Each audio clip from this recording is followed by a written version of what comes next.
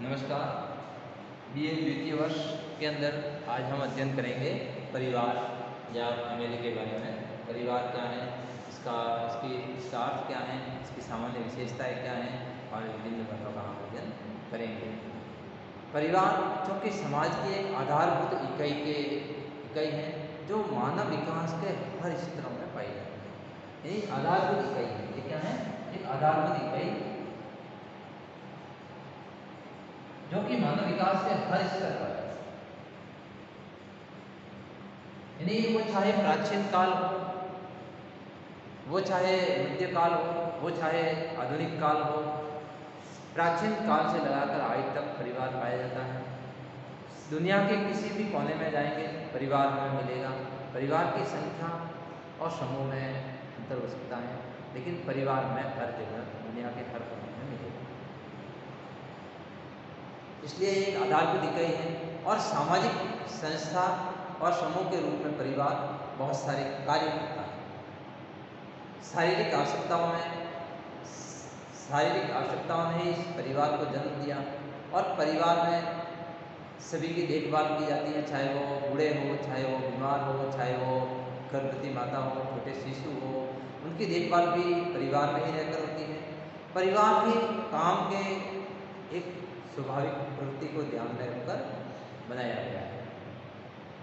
इसमें यौन संबंध और संतानोत्पत्ति की क्रियाओं का नियमन भी होता है और भावनात्मक घनिष्ठताओं का वातावरण भी परिवार ही पैदा करता है। नवजात शिशु की चाहे वो देख रेख हो, पालन पोषण हो, शिक्षा दीक्षा हो, सामाजिकरण हो, आर्थिक और धार्मिक कार्य हो, सारे के सारे काम परिवार पूरे करता है। स्त्री पुरुष का यौन आकर्षण जब विवाद के रूप में समाज के द्वारा स्वीकार कर लिया जाता है, विवाह के रूप में स्त्री पुरुष का जो आकर्षण है वो विवाह के रूप में जब समाज स्वीकार कर लेता है, यानी जब उनका विवाह हो जाता है, विवाह एक समाज की मौन स्वीकृति जिसको अपन कह सकते हैं, तो वो जब स्वीकार कर लेता है समाज, तो परिवार, नया परिवार बनता है। परिवार मेरोनोमस्की ये कहते हैं कि विवाह से एक नया परिवार अस्तित्व में आता है और परिवार और विवाह सार्वभौमिक संस्थाएं हैं। इसके द्वारा समाज के अनेक सदस्यों के विभिन्न यौन व्यवहारों का नियंत्रण भी होता है। यदि ऐसा नहीं होता तो समाज में अव्यवस्था फैलती है। परिवार की जो स्थापना है वो यौन तृप्ति या समाज के द्वारा जो स्वीकृत विधि है उसी के द्वारा हुई है और इसीलिए लूसी मेयर ये कहते हैं कि परिवार का कानूनी आधार विवाह है। यदि परिवार तभी बनता है जब दो विपरीत लिंगी आपस में विवाह करते हैं। और इसी के साथ विवाह के पूर्व और विवाह के बाद किसी भी हम परिवार का अस्तित्व नहीं रह सकता या यौन व्यवहार के रूप में इसको दुर्व्यवहार गिना जाता है। प्रत्येक समाज में इस प्रकार के नियम हैं जो कि पूरे करने होते हैं। यौन व्यवहार की स्वतंत्रता की एक सीमा होती है और उस पर नियंत्रण होता है। परिवार में व्यक्ति अपनी यौन इच्छाओं की पूर्ति ही नहीं करता और वहाँ पर नए प्राणियों को जन्म देता है। मृत्यु को प्राप्त होने पर जो लोग मृत्यु को प्राप्त होते हैं उनकी पूर्ति नए जो पैदा होते हैं वो नए प्राणी करते हैं। इस प्रकार परिवार लगभग हर स्थानों पर यौन क्रियाओं के नियमन और समाज के नए सदस्यों की वृद्धि के लिए उत्तरदायी होता है। परिवार एक बहुत ही महत्वपूर्ण सामाजिक संस्था है जिसके बारे में आज हम अध्ययन करेंगे। परिवार का अर्थ क्या है, परिवार किसे कहते हैं, इसके बारे में हम अध्ययन करेंगे।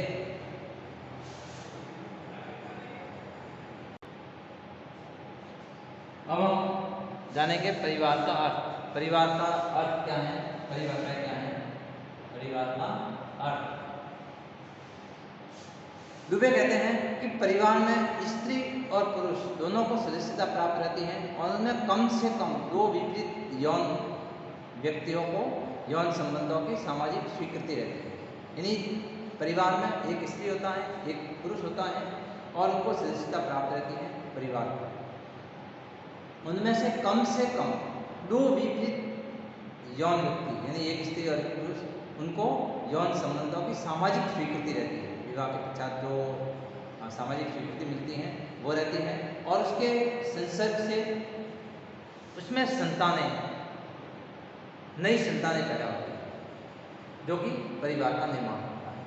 इस प्रकार प्राथमिक या मूल परिवार के लिए माता पिता और उसकी संतानों का होना आवश्यक है, वो परिवार कहलाता है।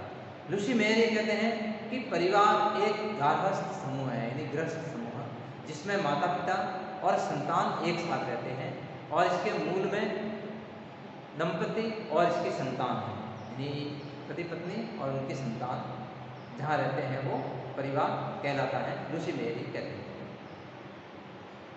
इसका परिवार शब्द से हम उस छोटे से सामाजिक समूह से ले लेते हैं जिसमें माता पिता और बच्चे सम्मिलित होते हैं। मैकाइवर और पेज ये कहते हैं कि परिवार पर्याप्त निश्चित यौन संबंध द्वारा परिभाषित एक ऐसा समूह है जो बच्चों के जनन और उनके पालन पोषण की व्यवस्था करता है। यानी परिवार एक पर्याप्त निश्चित यौन संबंधों पर आधारित संस्था है जिसमें जो कि बच्चों के पैदा करने, उनके जनन पैदा करने और उनके लालन पालन, उनके पालन पोषण की व्यवस्था करता है। इस प्रकार जो विभिन्न जो विद्वान द्वारा जो परिभाषाएं दी गई हैं इससे हम इस निष्कर्ष पर पहुंचते हैं कि परिवार का निर्माण करने के लिए कम से कम 2 विपरीत लिंग, कम से कम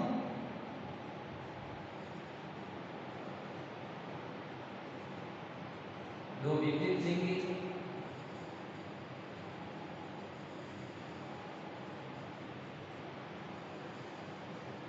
यानी एक स्त्री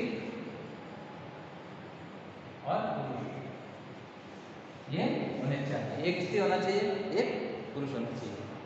इसी के साथ साथ इनमें यौन संबंध स्थापित करने की समाज की स्वीकृति है, इसमें यौन संबंध स्थापित करने की समाज की स्वीकृति है।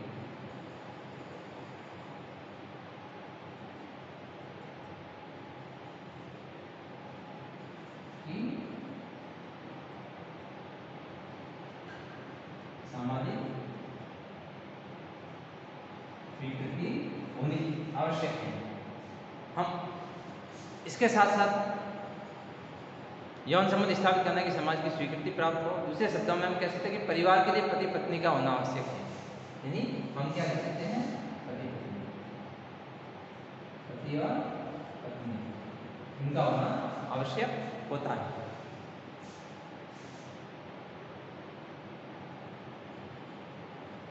केवल पति पत्नी से ही परिवार का निर्माण पूर्ण नहीं हो पाता, वरन इसमें उनके द्वारा पैदा किए गए बच्चे भी सम्मिलित होते हैं। यानी इसमें कौन, बच्चे, पति पत्नी के बच्चे भी इसमें सम्मिलित रहते हैं, पति पत्नी के बच्चे भी इसमें सम्मिलित रहते हैं। और इस संदर्भ में गृहस्थ और परिवार में अंतर भी एक बहुत ही महत्वपूर्ण है। परिवार में स्त्री और पुरुष उनके बच्चों का होना आवश्यक है, जबकि जो गृहस्थ हैं उसमें केवल पति पत्नी और पति और बच्चे या अन्य रिश्तेदार भी हो सकते हैं। कभी कभी परिवार और गृहस्थी के सदस्य एक भी हो सकते हैं। गृहस्थ का उद्देश्य मानव की अनेक आवश्यकताओं की पूर्ति करना है, जिसमें भोजन, वस्त्र, आवास की सुविधाएं भी जुटाना है। एक गृहस्थ श्रम विभाजन द्वारा अपने सदस्यों की भौतिक और आध्यात्मिक आवश्यकताओं की पूर्ति करता है। गृहस्थ अपने सदस्यों का लालन पालन करता है, उन्हें शिक्षा देता है, उनका सामाजिकरण करता है और उन्हें संस्कृति सिखाता है। पहले गृहस्थ और परिवार को एक ही समझा जाता था, लेकिन वर्तमान परिस्थितियों में समाजशास्त्रियों ने परिवार और गृहस्थ में भेद किया है। इस प्रकार जहाँ पर कम से कम 2 विपरीत लिंगी हो, जैसे एक स्त्री और एक पुरुष, वो दोनों पति पत्नी के रूप में बच्चे पैदा करें और उनको यौन संबंधों की सामाजिक स्वीकृति प्राप्त होती है, जिसके कारण से बच्चे पैदा होते हैं, वो क्या कहलाता है, परिवार। परिवार की अगर हम सामान्य विशेषताओं की बात करें तो मैकावर और पेज ने परिवार की कुछ सामान्य विशेषताओं का उल्लेख किया है जो हर समाज में सभी स्थानों पर पाए जाने वाले परिवारों में हमें देखने को मिलती हैं, जो इस प्रकार हैं। अगर हम परिवार की विशेषताओं की बात करें तो सबसे पहला है विवाह संबंध।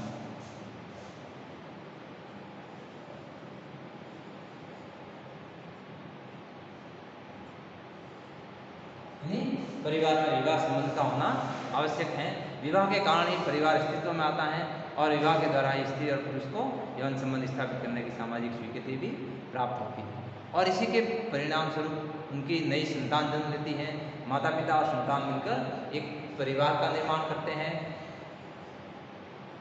विवाह संबंध आजीवन बना रहता है, लेकिन दोनों पक्षों में से किसी एक पक्ष के मर जाने या तलाक देने, मृत्यु हो जाने, किसी एक पक्ष की मृत्यु हो जाने या तलाक देने पर यह समाप्त भी हो सकता है।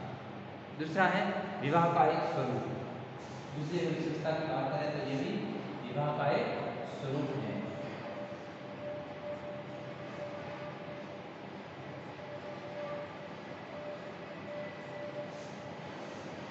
यानी परिवार क्या है, दो विषम लिंगियों को यौन संबंधों की स्थापना करने की और उसको स्थायी बनाए रखने की समाज उनको स्वीकृति देता है और यही व्यवस्था क्या है, विवाह है या परिवार है। यानी विवाह का एक स्वरूप है, विवाह से परिवार बनता है। तो इस विवाह के कई रूप समाजों में प्रचलित हो सकते हैं, जैसे एक समय में एक स्त्री और एक पुरुष का वैवाहिक बंधन एक विवाह के नाम से जाना जाता है। इसी प्रकार से वर्तमान सभ्य समाजों में खासी संथाल कदार जनजातियों में ये विवाह पद्धति प्रचलित है। इसी प्रकार से एक समय में एक पुरुष के साथ एक से अधिक पत्नियां भी हो सकती हैं, तो उसे हम बहु पत्नी प्रथा भी कहते हैं। जैसे जो जनजातियां हैं गौंड, वेगा, इस प्रकार की बहुत सारी जो जनजातियां हैं हमें यहाँ भील, गरासिया, इनमें भी बहुत सारी हमें देखने को मिलती है बहुपत्नी प्रथा। और एक स्त्री के एक से अधिक पति भी हो सकते हैं, ये बहुपति विवाह कहलाते हैं। ये टोंडा और खस जो जनजाति हैं उसमें हमें देखने को मिलती हैं। कभी कभी ऐसा भी देखा जाता है कि बहुत सारे जो लड़कों का समूह है वो बहुत सारी लड़कियों के समूह से विवाह कर दिए जाते हैं। ये भी हमारी जो कुछ जनजातियां हैं उसमें पाए जाते हैं कि एक समूह दूसरे समूह से विवाह करता है, सारे समूह उनके पति हैं, सारे समूह उनकी पत्नियां हैं और इस समूह विवाह के नाम से वो जाना जाता है, जो कि हमारे यहाँ पर कुछ जनजातियों में प्रचलित हैं। तो ये विवाह का एक स्वरूप भी कह सकते हैं हम इसको। यह स्वरूप जो कि मैंने जैसे बताया कि बहुत सारे जो समूह हैं, बहुत सारे लड़कों का समूह बहुत सारी लड़कियों से विवाह करता है, ये नागा जनजाति और ऑस्ट्रेलिया की कुछ जनजातियों में पाया जाता है। इसी प्रकार से परिवार वंश नाम की व्यवस्था करता है। परिवार क्या करता है, वंश नाम की व्यवस्था।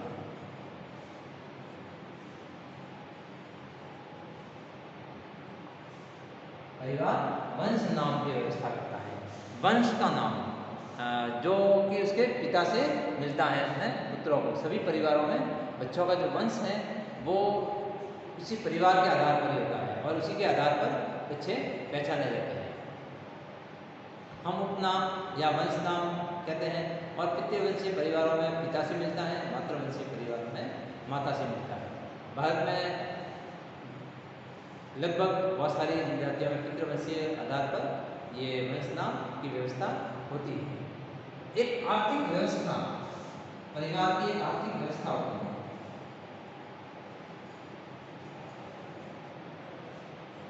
परिवार की क्या होती है, एक आर्थिक व्यवस्था।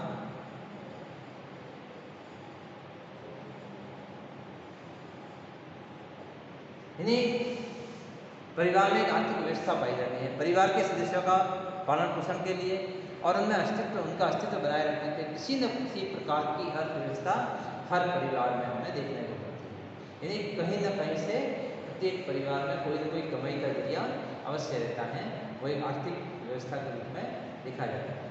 इसी प्रकार से सामान्य निवास,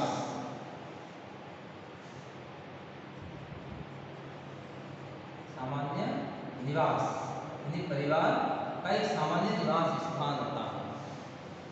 परिवार एक जगह रहता है, परिवार के सभी सदस्यों के निवास की कोई न कोई व्यवस्था अवश्य होती है। और विवाह के बाद जब पति पत्नी, पति के पिता पितृवंशियों के यहाँ रहते हैं तो पितृ स्थानीय परिवार कहलाता है। और कुछ जनजातियों को छोड़कर ये अधिकांश जनजातियों में मिलता है। विवाह के बाद पति जब पत्नी के घर जाकर रहता है तो वो मातृ स्थानीय परिवार कहलाता है, यानी कहीं ना कहीं।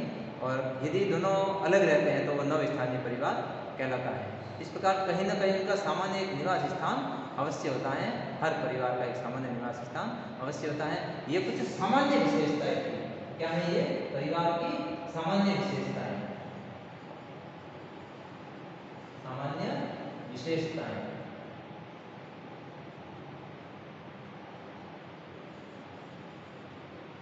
अब हम बात करेंगे विशिष्ट विशेषताओं की कि कुछ विशिष्ट विशेषताएं होती हैं परिवार में।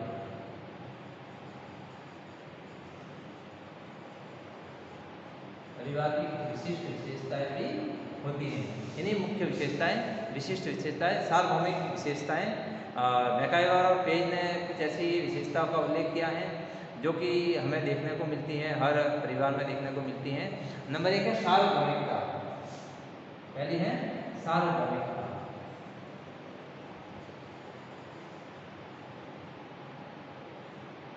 सार्वभौमिकता से हम अर्थ देते हैं कि कोई भी समाज, चाहे वो आधुनिक हो या प्राचीन हो, चाहे वो नगरीय हो या ग्रामीण हो, हर परिवार, हर जगह, हर समाज में परिवार हमें देखने को मिलता है। प्रत्येक मनुष्य किसी न किसी परिवार का सदस्य है और भविष्य में भी वो रहेगा। यानी परिवार सार्वभौमिक है। सामाजिक विकास के हर स्तर पर परिवार हमें देखने को मिलता है। इस प्रकार परिवार एक सार्वभौमिक संस्था है। परिवार में एक भावात्मक आधार पाया जाता है। परिवार में भावात्मक आधार,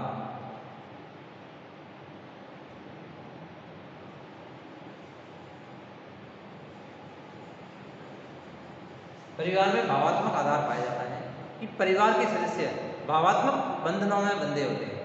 माता पिता और बच्चों के बीच त्याग और वात्सल्य की भावना रहती है। पति पत्नी के बीच प्रेम की भावना रहती है, घनिष्ठता की भावना रहती है।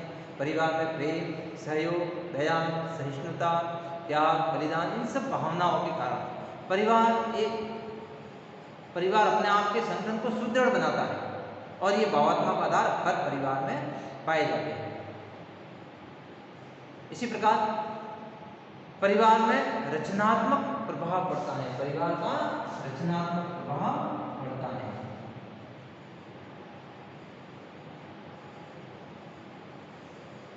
परिवार का क्या पड़ता है? रचनात्मक प्रभाव। मनुष्य जन्म लेने के बाद सबसे पहले वो परिवार में रहता है और परिवार के सदस्यों का शिशु पर, उस छोटे बच्चे पर बहुत ही गहरा प्रभाव पड़ता है। परिवार जैसा होता है वैसा ही वो आचरण सीखता है। जैसा परिवार के सदस्यों का आचरण होगा वैसा ही सीखेगा। जैसे परिवार के सदस्य बोलेंगे वो वैसे ही सीखेगा। यानी उनके चरित्र निर्माण की भूमिका में परिवार की बहुत ही महत्वपूर्ण भूमिका होती है। उसका व्यवहार, उसकी मनोवृत्ति, उसकी आदतें परिवार के अनुसार होती हैं और पूरे परिवार मानव समाज के पोषक होता है। इस प्रकार से शिशु की प्रथम पाठशाला भी हम कह सकते हैं। तो उस शिशु पर, हर एक बच्चे पर परिवार का एक रचनात्मक प्रभाव पड़ता है। इस प्रकार ये रचनात्मक, इसी के साथ साथ परिवार का सीमित आकार होता है। परिवार का सीमित आकार, यानी परिवार का आकार कहीं 500, 1000, 2000 सदस्य कभी परिवार में नहीं हो सकते। ज़्यादा ज़्यादा 50 साथ, 10, 2, 4, 5, 7, 10, 25, 50, इससे ज़्यादा नहीं हो सकते। एक सीमित, पुराने सदस्य मृत्यु को प्राप्त होते हैं, नए सदस्य जुड़ते जाते हैं और जैसे उनके विवाह होता है वो अपना अलग परिवार बसा लेते हैं। इस प्रकार ज़्यादा से ज़्यादा 50 साथ, इससे ज़्यादा कभी भी हमें परिवार का एक सीमित आकार होता है और इससे ज़्यादा वो परिवार इतना बड़ा नहीं हो सकता कभी भी। पारिवारिक संरचना में, यानी जो पारिवारिक संरचना होती है वो समाज में केंद्रीय स्थिति है, यानी सामाजिक संरचना में केंद्रीय स्थिति। सामाजिक संरचना में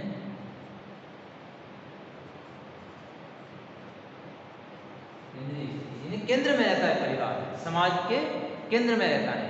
परिवार की सामाजिक संरचना में केंद्रीय स्थिति है और समाज का निर्माण परिवार जो रूपी इकाइयाँ हैं उनके मिलने से ही होता है। बहुत सारे परिवार मिलकर एक समाज बनता है। इस प्रकार उसकी स्थिति केंद्र में रहती है। प्रत्येक सदस्य का उत्तरदायित्व होता है, परिवार में सदस्यों का उत्तरदायित्व।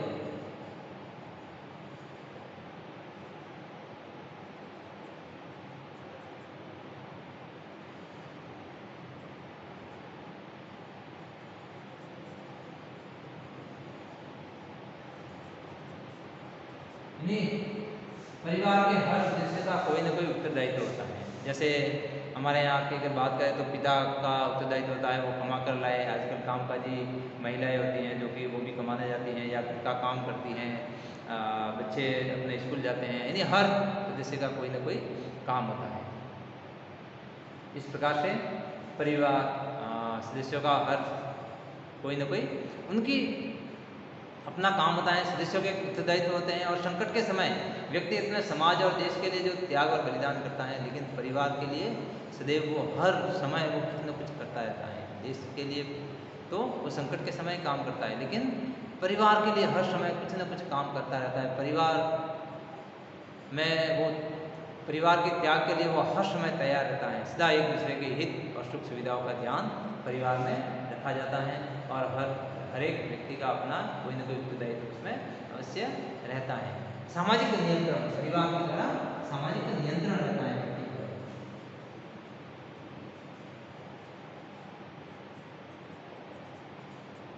सामाजिक नियंत्रण परिवार के द्वारा ही रहता है। परिवार और सामाजिक नियंत्रण बना रहता है। अनेक ऐसे नियम और प्रथाएं या रूढ़ियां हैं जो कि समाज द्वारा बनाई गई हैं, जो परिवार पर नियंत्रण रखने में योगदान देती हैं। व्यक्ति मनमाने ढंग से न तो विवाह कर सकता है, न ही परिवार का निर्माण कर सकता है, परंतु उसे सामाजिक नियमों और कानूनों का पालन अवश्य करना होगा। इसी प्रकार से परिवार की स्थायी और अस्थायी दोनों ही प्रकार की आपत्ति होती है। परिवार स्थायी और अस्थायी,